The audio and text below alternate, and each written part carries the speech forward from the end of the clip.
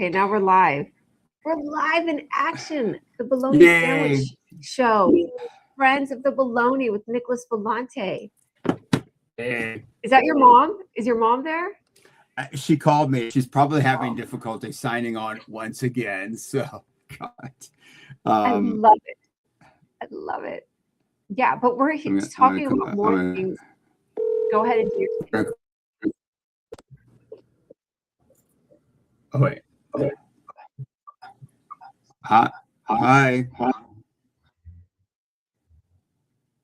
Just made it on. Oh, you're on? You can see us? Hey, Mom. Yes. Oh, okay. Hi. Enjoy. Have fun. Bye. Okay. Okay. Okay, am I Your back mom's on? We're all good. And Yeah. my earbuds are not, I think. Oh, because they connect to the phone. Got it. Good. Are you there? Can you hear me? Can you hear me now? Can you hear me? Yeah, I can hear you. How much Yes, bologna? perfect. Okay, Yes. okay. How much bologna have you had today, Nicholas? Be honest. How many? None. None? It's very bad for you, and I would suggest sorry. you never do it. It's okay. Yeah. Oh, yes, for everyone. I used to like fried bologna. Yeah. And on the regular? Yeah, fried bologna. But then I'm a huge mortadella fan, which is really the original. It is. Yeah. It's the one fancy.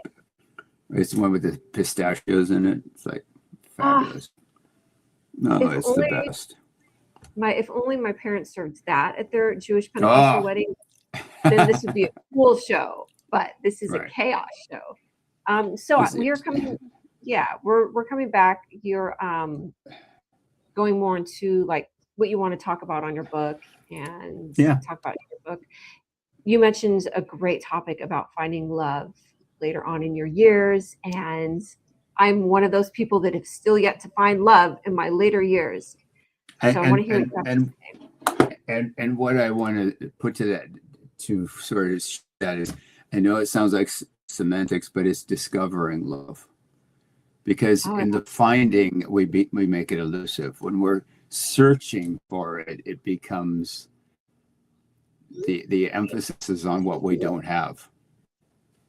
Yeah. Isn't that just like life, though? Everything in life? Yeah. The more, The more you try and make something happen. He's calling his. Oh, okay. I was just looking at the. Yeah. Hang on, I gotta adjust this. There we go. Okay, yay. I asked you to find in your archives of memories some sort of super bologna story to set us off for the week. What's something funny that's happened to you in any of your relationships at any time in your life? It's the craziest thing that you think about, like when you're like, oh, that's bologna.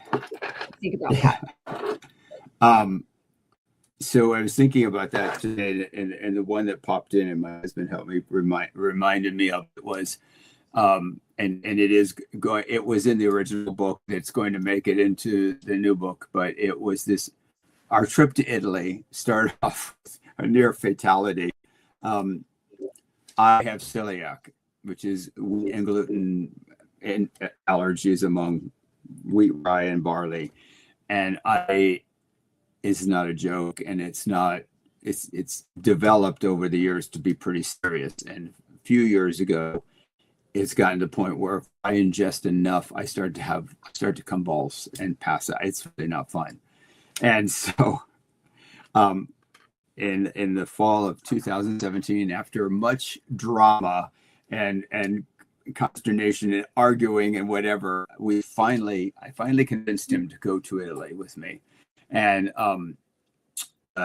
we arrived in Florence, and I hadn't been there in a few years. We met with friends, and so we went out to dinner. And I think I had also contracted like a 24-hour stomach virus because I wasn't feeling good, that good to begin with. But we went out to eat, and my boyfriend at the time, now husband, is a Kit Kat phenomenon. And you heard this, you might have heard the story years ago about I think it was either the guy or the girl. They were teenagers.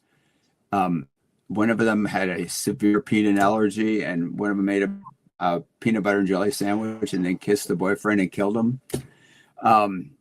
So that happened. Yeah.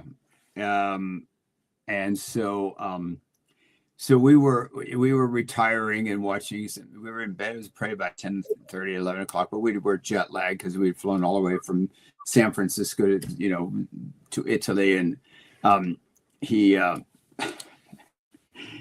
had eaten a Kit Kat bar unbeknownst to me and still had fragments in his mouth and leaned over and gave me a kiss. And it wasn't just a peck. It was a full-on kiss, and I tasted chocolate, and I was like, "Oh, isn't this funny?" And gave no thought to what he was actually eating. I was laying in bed, and I started saying, "I don't feel." I said, "Well, I am starting to itch," and I said, "My arms are itchy and burning."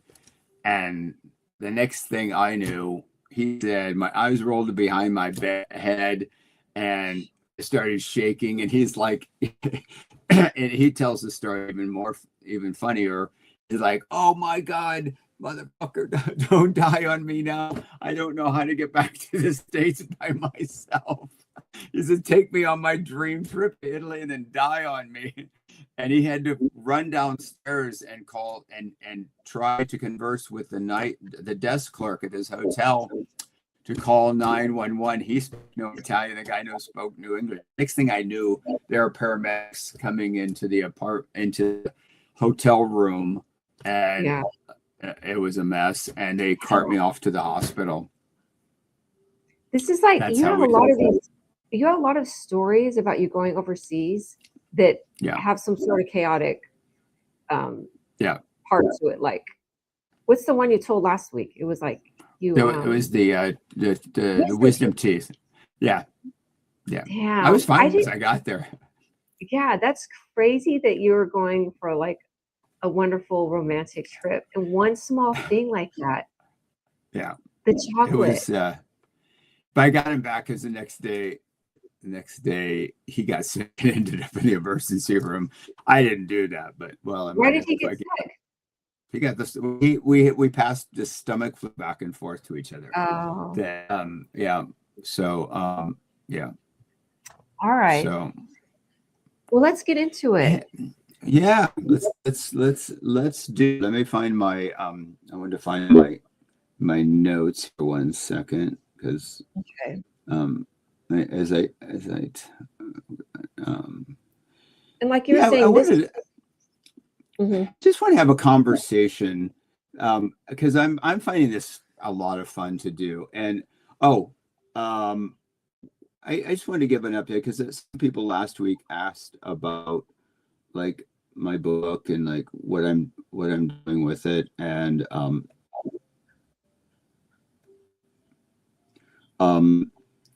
and you've interviewed Stacey McLean, my writing coach, before, and we finally had this conversation in which she understands what I want to do. And initially, I mean, it took me years to write that book, and I think I mentioned to you, and primarily it was about my near-death experience and surviving, AIDS-related pneumonia, and how that all impacted my life. And at a moment where I was burned out caregiver and, just exhausted, but had, I was flying. I had this new life that I was starting, but sort of the delayed response, I got really sick. And then I had to decide, like, am I going to let this just run me over? And, in that moment, a la the movie, It's a Beautiful Life, I saw that it was worth sticking around.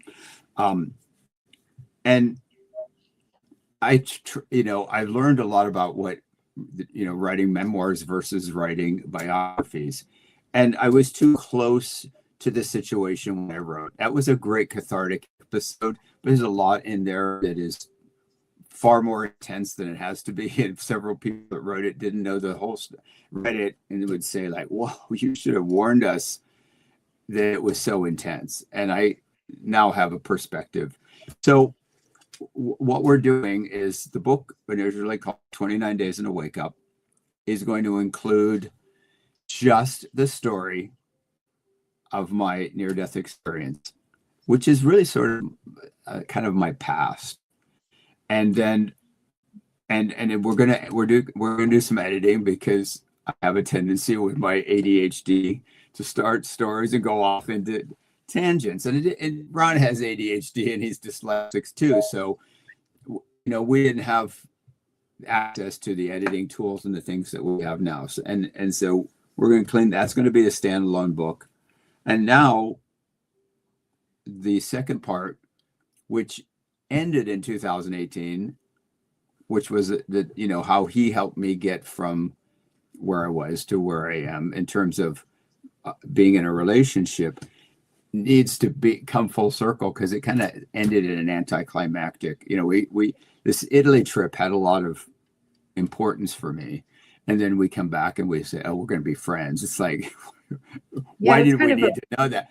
Yeah, it's kind of like, oh, that's nice. Like, who gives it, But we go on after that and discover a lot more about each other, and then we end up getting married. And by the time we got married, we knew who each other was. And it was the first relationship I really gave myself the gift of time. From the time I met him till the time I married him was 5 years. Wow, that's not that long. It's, for me, it is. Usually I marry him first and date him later. So some of the things that first and foremost for me, and I wanted to kind of explain a little bit about where I come from in my span of my spiritual teachings, the fact that I'm an interfaith minister, and what that means for me. Like, what does we say these cliche things like, I'm a spiritual being having a human experience, and I like, okay, let's define that a little bit. And so I kind of did a little looking up, and it's like, at our core, we are spirit. We are part of the whole universe, expressing individually as you and me. And so we aren't empty vessels trying to be filled. We are actually, to me, we're in the process of a great remembrance. And one of my favorite teachers that I love is Père Taylor de Chardin, who is a French Jesuit priest and a sociologist, philosopher. He went to China, and the monks got a hold of him, and he really got evolved. And he was the one who coined this concept that we're spiritual beings having a human experience. And so we all have to start from a premise of something. And so for me, it's interesting. I told you, I admit that I am a heated rivalry fanatic. I'm a loony, as there's that thing in there about loons. I'm not going to be a spoiler. But for me, that movie, that series inspired me. And it's why I'm talking to you. Wait, Nicholas, can you disconnect your AirPods and do it without your AirPods? Sure. Sorry. It's just like it's coming in and out. Not feedback, but it's definitely coming in and out. I want people to hear what you're saying. Yeah, it's better. Just okay. Yeah, okay. It's better for me too. Okay. Anyway, so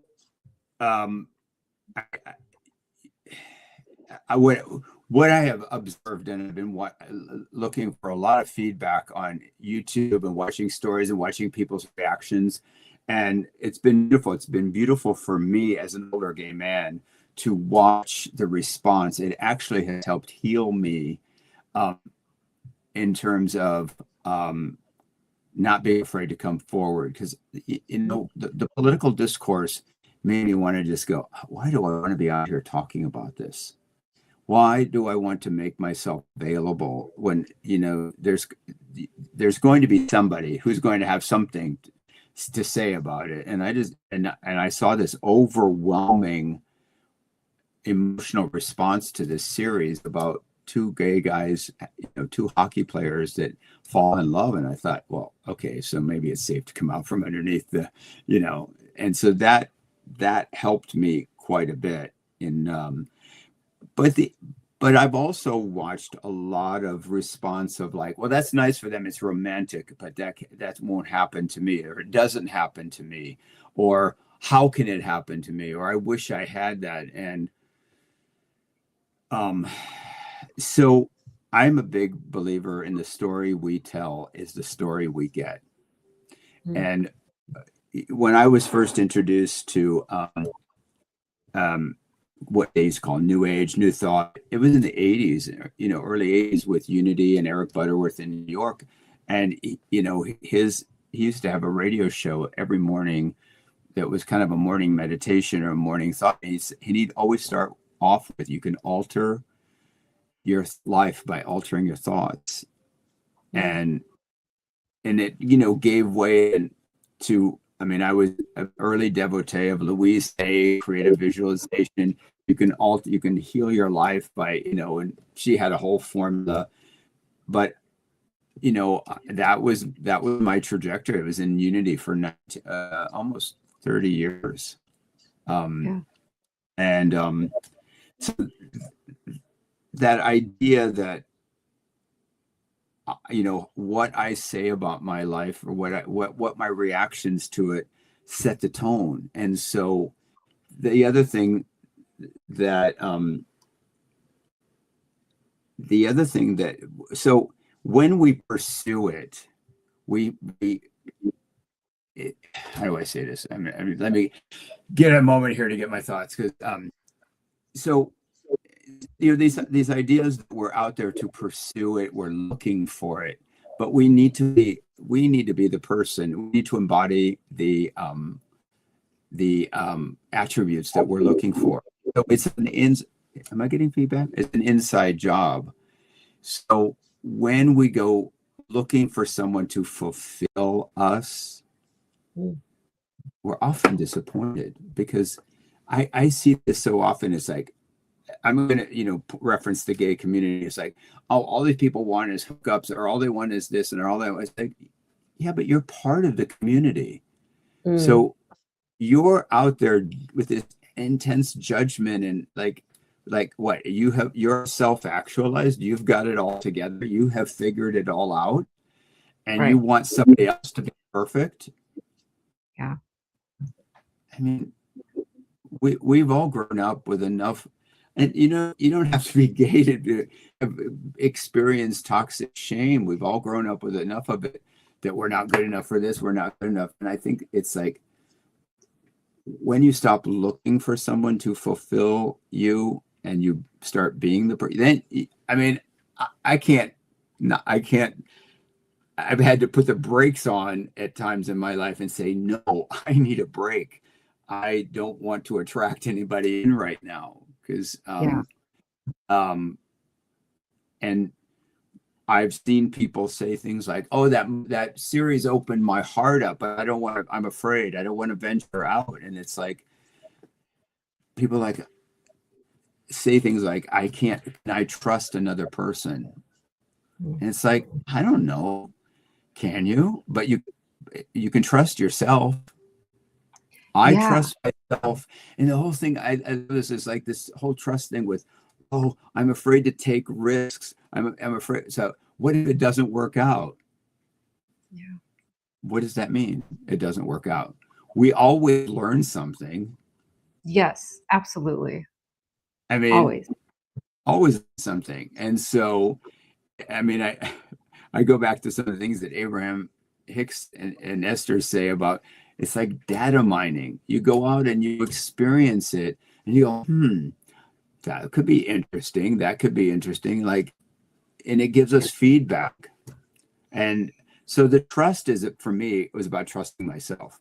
Now I say that, and I went full force when I met my current husband, I fell in love.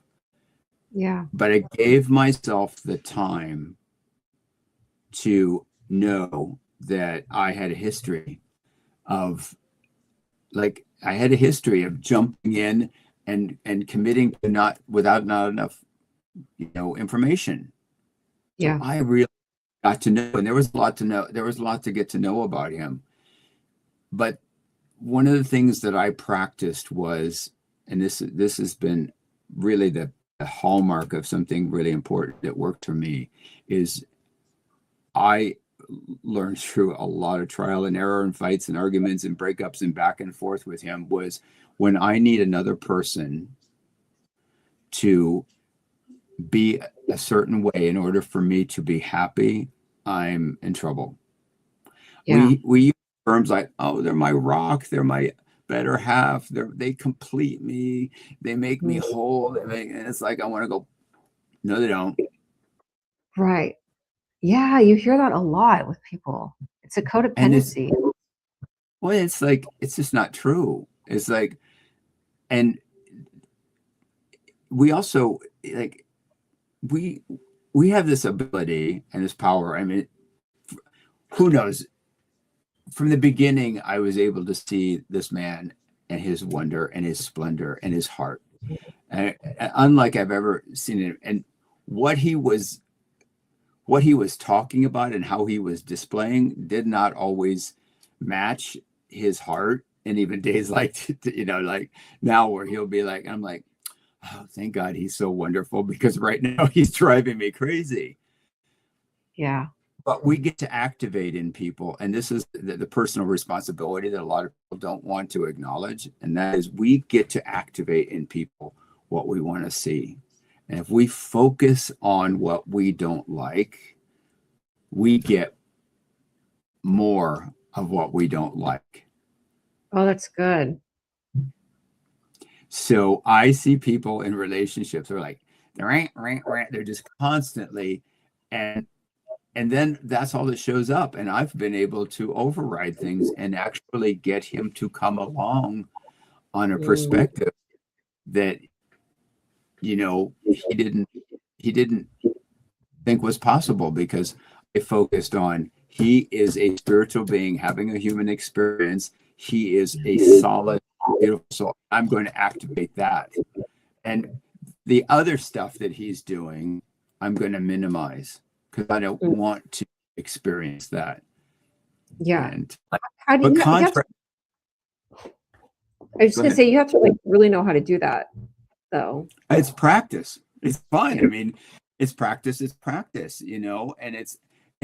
and where it applies to me right now is also what's going on in the world. And I'll be honest with you, my husband sometimes thinks I am a goofy Looney Tune.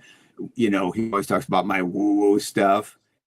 But when we're anchored in who we are, like, heart stuff, and not always trying to figure it out with our head, then I spend a lot of time in meditation. It's the only way I don't go postal. Right. 5 minutes on YouTube news, and I cut my YouTube. Last year I cut my cable, and and I'm really judicious on how much time 5 minutes can start to get me down a rabbit hole. Yeah. But if there are a lot of, I don't want to call them, there are a lot of folks, and I'm just going to put folks, there are a lot of different factions. That's a good word. There are a lot of factions out in the world right now that have either a spiritual or a moral or a financial advantage to try to get our attention. It's like, over here, over here, over here, over here, over here. Be afraid, be afraid. This is, the sky is falling, the sky, and it doesn't take much. I mean, I have friends right now on Facebook I've had to put on mute, just because I'm like, God almighty, take a chill pill. Yeah, I agree. Yeah. I have a question for you. Do you feel like the younger generation of gay guys want to hear your perspective of hope in finding love in your later years? Do they want to hear that? Are they open to that? I think so. I had a neighbor. Absolutely, he's moved on. He was such a cutie. I mean, he's like 31, 32, and he actually came over and talked to me one day because he was so distraught. that he felt like if he did not find a relationship before he was 35 years old, it wouldn't happen for him. Wow. And this boy is gorgeous. I mean, he is really hottie. I mean, he's very athletic. He's got the body. He's got the looks. He's the personality. He's adorable. You know, I mean, like I told him, like if I was single 30 years younger, I would be barking at your door. You know, not that is you know, a prerequisite, but there is this fear among a lot of gay people that, well, it's because it's a youth. You know, it's very youth oriented, and you know, when people start talking about, I like older guys, and they're in their 30s, I just want to slap them. I mean, like the older guy is in his 30s? I like older guys, in their 30s and 40s, you know, like older guys are in their 40s. I'm like, got news for you. It ain't over till it's over. When do you think your best years have started? Like, do you feel like you're in your best years right now? Yeah, you know, it's funny, when I got into my 40s, I thought I was in the cool kids club. Then I got into my 50s, and then I was like, oh, well, this is not so bad. And then I got into my 60s, and with the exception of, you know, the body knows that I'm, you know,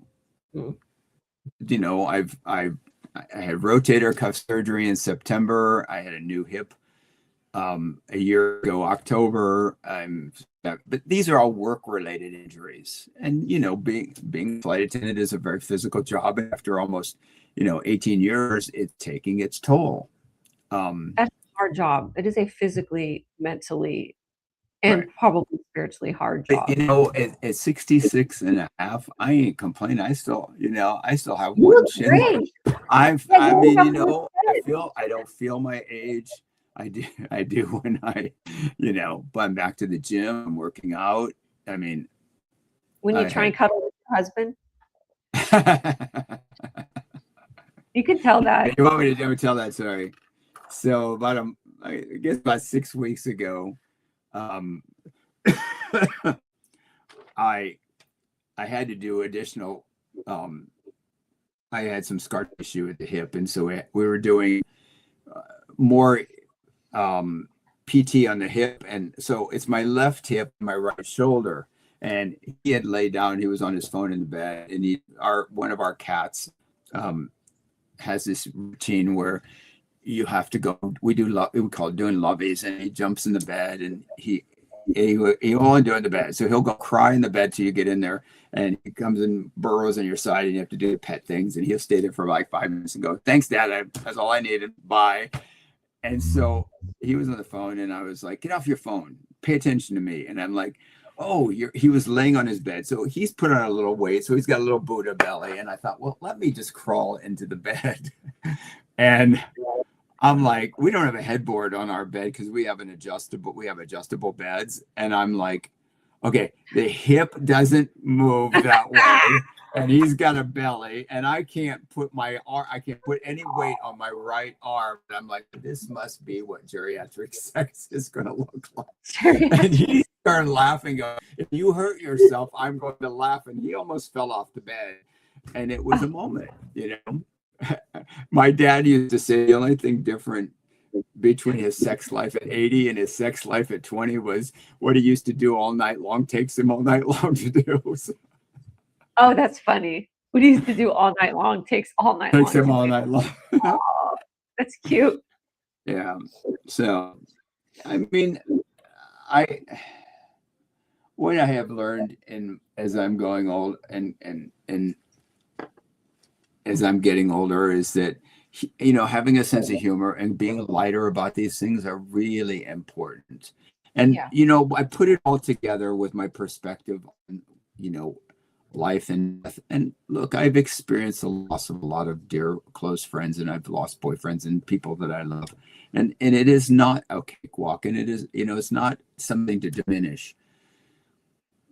But I know I'm okay. And so I'm, you know, my husband's a veteran with PTSD, and he's a high, you know, he's under care and everything, but he's high risk. I know that. And so those are things that I have to live with. And I would drive myself insane. Like sometimes I do. But when I keep it in perspective that all I have is the moment, we have the now. And I would do it all over again. And all the stuff that we went through was the taking of personal responsibility. People come together and they hold a mirror up to you and they show you your stuff, and you can get mad at them. You can get mad at them for like, why are you doing this? And then you can go, oh, thanks for showing me how I feel about myself. Yeah. One of the things that one of the things, for whatever it's worth, I poo-hoo is this notion. It's just funny to me how, people come up with all these cliches that like, you can't love somebody else till you love yourself. I don't believe that. Really? Well, to a degree I do, but like if you have a history of feeling of negative self-worth and negative self-image, how are you going to learn it? And my whole thing is go get a cat, go get a dog, because that you can love that dog, and that dog will love you, and that cat, and it doesn't give a crap. You can learn to love. So you're saying in order to love, get a pet. A pet will teach you to love. Or go learn to love. Yeah. Find somebody that wants to do the rough and tumble with you. Literally, who's it going to be just, again, these are shared values, and it doesn't quote unquote work out. You will learn something. It'll give you data and information about what you like and don't like. I love that. And it doesn't have to be devastating. Devastation is, because it's not that person that in your, yes, we make connections with people, and if they're not there, we will miss them, but it shouldn't be devastating. And if it is, then it's a deeper wound than we're talking about. And I'm not a psychologist. This is only but I have put enough psychologists, kids through school with my therapy all my life. Oh my God. And it works, it worked for me. It worked for us. It worked for us. Yeah. Have you had a lot of younger gay guys ask you for advice? And have you thought about maybe doing a TikTok page where you just give advice? I bet you would get so much. Yeah, I think so. I'm like, we're just doing. I'm having fun playing with this because this is like the first time I've ever done anything like that. And how much do I disclose? And and again, I'm kind of open to it. I'm kind of going into it a little bit. Yeah, that's smart. Kind of like explore and see. And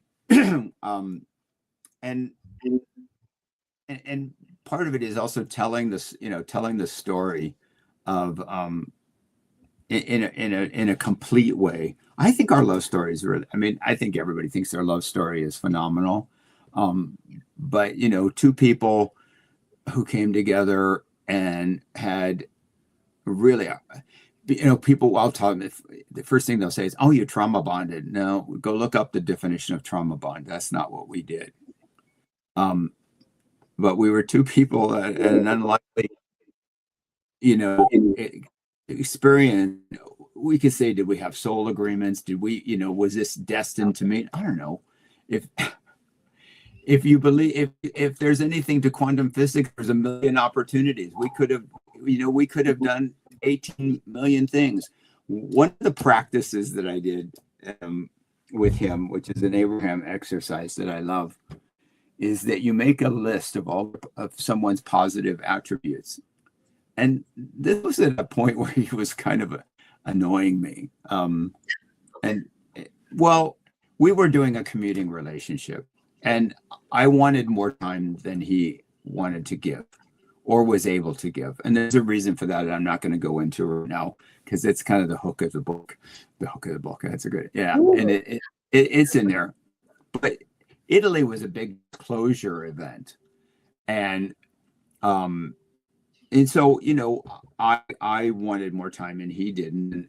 And so one of the techniques is that you make a list of all their positive attributes of someone that you know, and you focus on it. You practice it before you're with them, while you're with them. And so it's the technique is to have yourself in alignment, because when you're in alignment, you're not in this state of want, you know, it's like, you're not in a I don't have it mode. You're in a it's already there. It's the sense that it's there and it's coming to me. It's on its way. That is the whole concept of creative visualization. Instead of focusing, I don't have a love, I'm lonely. I mean, you know, it's on its way. So I used to do this thing, and Esther Abraham would say, practice this for 2 weeks, and if they're not meant for you to leave. Well, 5 years later, he was still there. Wow. But it helped me define, because again, I focused, I got what I focused on. Yeah.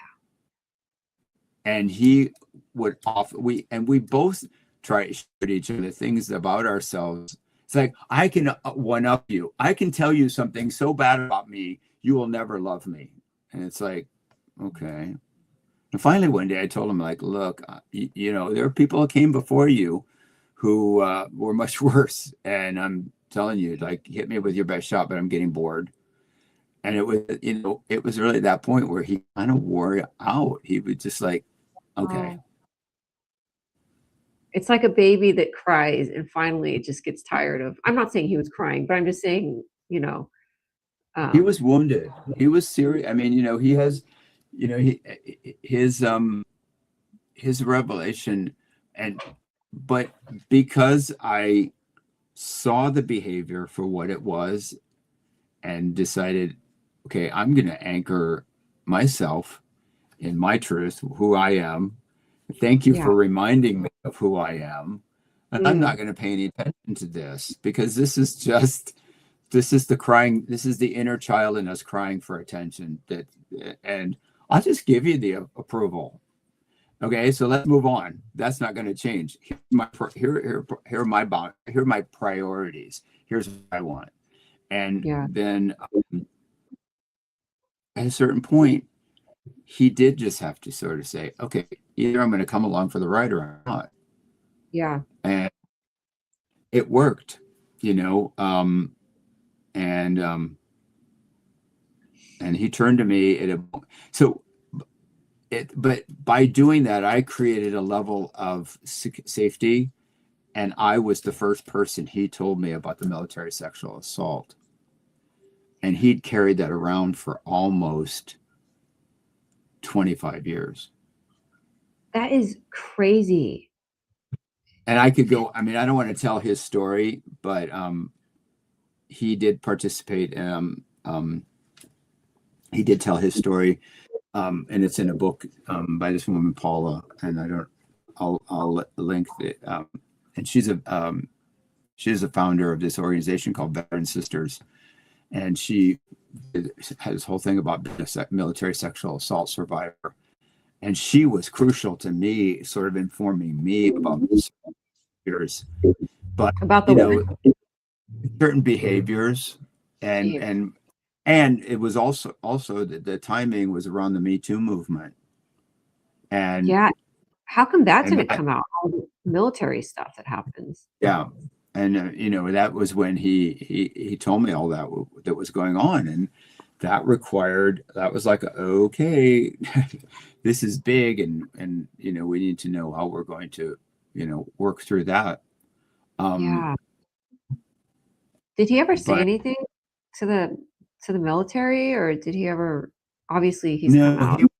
He was in before Don't Ask, Don't Tell, and if he would have, one of his commanding officers, he was assaulted, and then he was also banged up. So she insisted he go for medical attention. So that was in his record, that he was treated for an assault. But he said, had he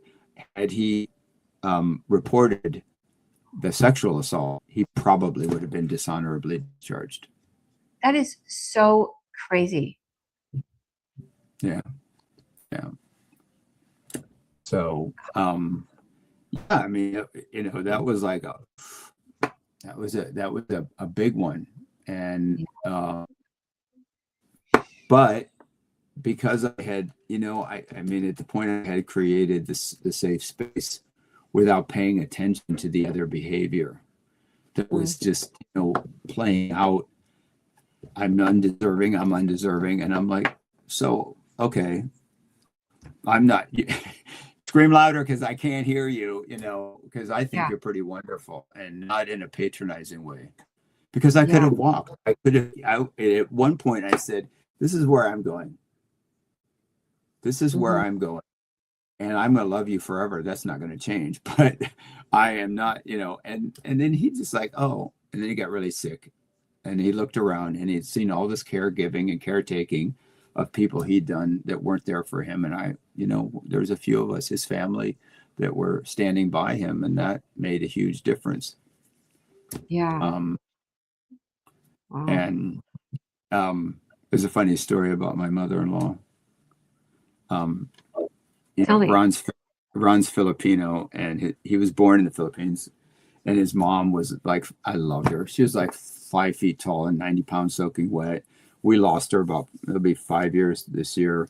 And she, when he first came out to her, had a boyfriend years ago, she went through it. And the story was, she went through herself on the Blessed Mother, started saying the rosary, which didn't go over too well. And so there was always this distance. And I kept telling him, give me 20 minutes with her and this won't be a problem.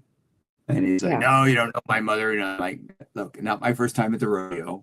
I know how to deal with this. And in the fall of 2019, we were living in San Diego. And he'd gotten sick, and so I got him on disability, and I said, you can't work. That's it. You just got to take care of yourself. And he's like, at that point, he was like, I'm in. I mean, he'd been saying it all year, but he cleaned up all of the other peripheral crap in his life that he needed to. And so, and then his mom got sick. And so we went back to Vegas, and I made it clear, I'm very close to his niece. I made it clear, like, I am not doing aunties, and we're not doing like this. We're coming back as a couple. I have worked this hard to get here, and I'm not, and she's like, I got it. I'll take care of it. And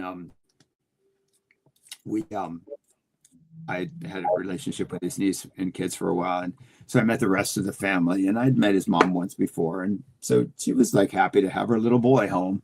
So we had a big, it was around Thanksgiving, and his niece threw a big party, and his nephew from California came, and it was like 20 people all together. And so it's Filipino and Mexican and Italian, and it's all this food together. It was fast. We decided to host a post Thanksgiving party at our place, our new apartment that we put together. And so I was a little bit of a, like, oh, we're getting to meet, Uncle Ronnie's new boyfriend kind of thing. And I was the novelty, but part of the kids. So my mother-in-law came, and she used to crochet. She brought these doilies and little candelabras. I've told you the story about the candelabra, the electric one. And I knew so it was important. The bottom line for me is family is important. And not that I was trying to schmooze her or win her over, but I was. But I also wanted to make her know, I wanted to respect her position as his mother. Also to say, it's important that you have this relationship with your son, and nothing's going to change. He's gay. Nothing's going to change that. I'm going to look after him because he's important. Right. And I got you, and I want your blessing, but I'm not going to grovel for it. Yeah. I'm going to respect you, but you're going to respect me. But she was, her house, I think I showed you a picture of what, she had statues. She was so fanatically interesting. She was politically liberal and the most conservative Catholic, like wall to wall saints. And so I have some icons, religious icons that are important to me that have different significance. I love the Virgin Mary. I think Mary it's cosmic mother. It's feminine energy. And I have some really beautiful photos that are like almost they're young and they're in these blue, like kind of Mediterranean blue colors. And I had them staged, and I have rosary beads that, made of olive trees. So I had the whole bedroom staged. And she came in and she was like, oh, and she like, and it wasn't manipulation, but it was staging, it was like. I think you were respecting her, like kind of saying, I know who you are. I know what you're about. I know it's important to you, and I'm respecting it in a very sweet way. I don't think you were being. And then she looked at me and she said, so only one bedroom? And I went, yes, Mama, only one bedroom. She goes, oh, okay. And so then this is the funny thing. I had made, I was a chef. I made fresh pasta, and it was my gift to the family of cooking, and that's my love. Food is my love language. I love to do it. I made bread. I made all kinds of stuff, right? And I went to make risotto. She came in the kitchen and she was like hawking me, she was like right on me. And have you ever made risotto before? Like from scratch or from the yeah. Okay. Oh, I wouldn't even know how. So you toast, you saute onions, and then you toast the rice, and you add broth or whatever and I was making mushroom asparagus, one of my favorites. And so then you add broth and you keep stirring it, and you add broth. It takes about 20 minutes, and you have to cook it till the rice is al dente, perfect. Take it off the stove, add the cheese or whatever, and serve it, because it goes to much. But this is an old Asian woman, Filipino woman, who you put the rice in the cooker and you do the finger thing. There's this finger thing that tells you how much water it has to come up to your first knuckle. And that's how much the top of your finger, it's your knuckle. And I do that to this day. And oh, really? So I'm stirring, and she's like, no, stop. You're hurting. She's like, I was killing the rice. In her imagination. I'm like, oh, Mama, in our country, this is the way we do it. She looked at me like I had 4 heads.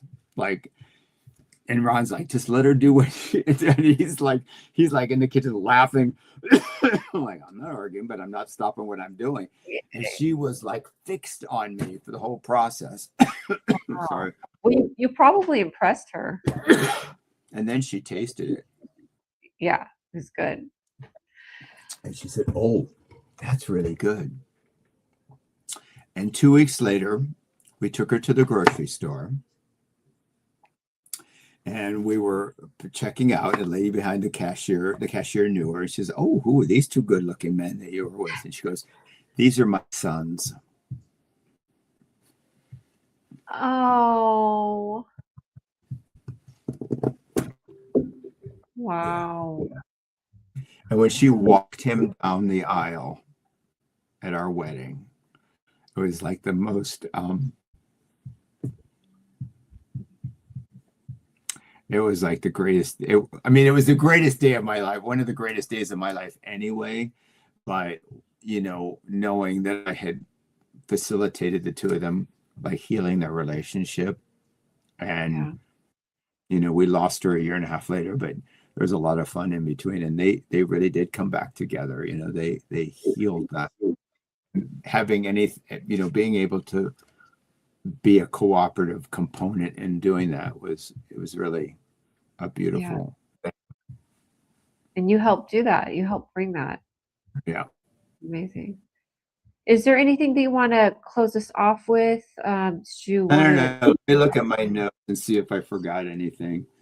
Maybe just like 10.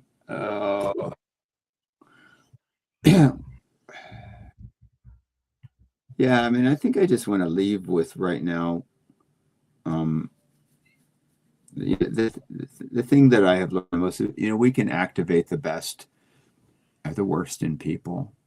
And, just to segue a little bit to flying, that to me, being a flight attendant is like an extension of my spiritual belief. I think, and I feel, first of all, I'm an airplane geek.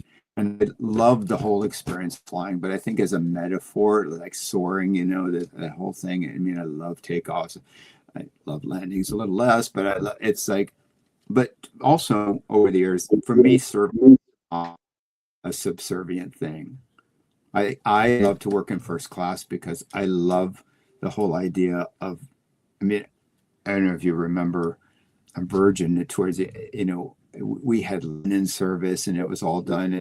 And some of the people like I couldn't be bothered, but to me that was an art form, and it was really good. But that was my opportunity to bring out the best in people, to see the best in, as opposed to at the end of the flight, I felt like I had contributed something to maybe, making the world a little bit nicer place for just a few hours.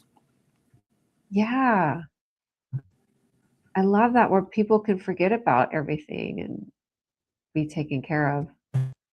You're a great flight attendant. Save it for another time. What? So, okay, I just leave on this story because this is also when Ron and I were dating, and he was flying up and back and forth from San Diego. I decided to surprise him, and so I swapped with somebody. One of my friends was doing the turn, so it was just fly down to San Diego and come back from San Francisco, and I didn't tell him. I knew what flight he was on, and I knew all the people I knew everybody at the airport, and they opened the door and they're like, "Hey, Ronnie's here. Do you want to?" I said, "No, don't tell him. Don't say anything to him. I want him to surprise him." So, I was the lead, so I was greeting everybody at the door, and he comes around the thing and he sees me, goes like, "I saw you, right?" And and he's like, "Yeah, I got you." So we got him in the flight deck, and he was taking pictures up there, and he was like, the whole thing, and it was full in first class, but I got him in the first row of premium economy. Cabin select. And so I wasn't trying to impress him. I just did my thing. And you remember the dance video that it's on YouTube. You can go look at Virgin America safety video, and it was a dance routine. And there was this when they did the life vest thing. Often I would do it for the whoever, if it was a woman flight attendant with me and just didn't want to mess her hair up with doing the video, I would do it. And I would do, remember it was a robot dance, right? And I would mime along with it. And I used to usually get an applause. And so it was a crazy flight. And I had an infant in first class. And we did full service on those flights from San Diego to San Francisco. I mean, it was crazy, full carts and everything. Now I think that's like an hour flight. It's a little over an hour, yeah.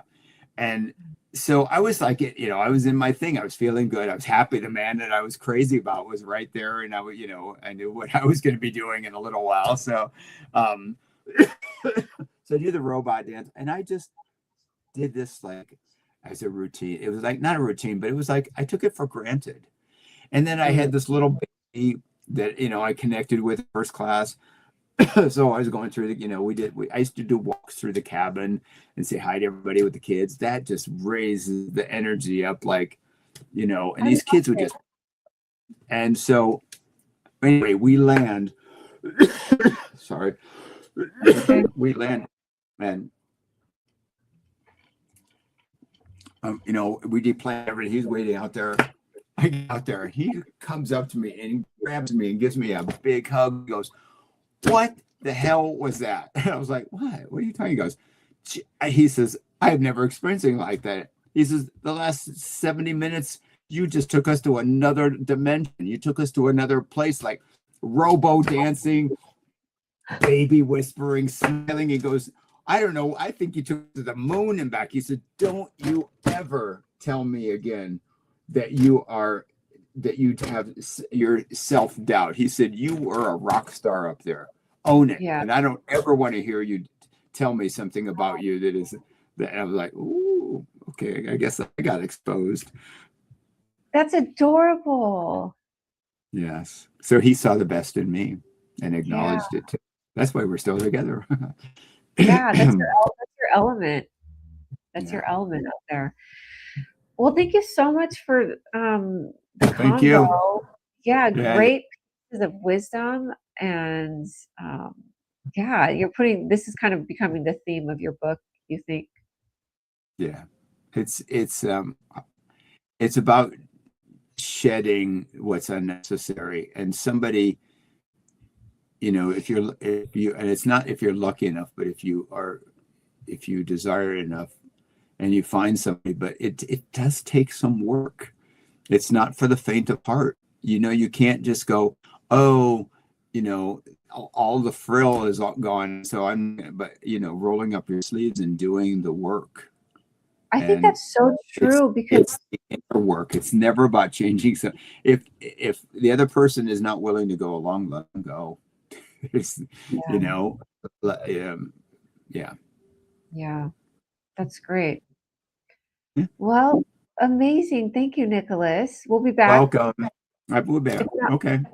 Yeah, if not next week, then we'll be back on the week after. We'll just keep doing these and fleshing out your book. I got lots of stories. Never gonna.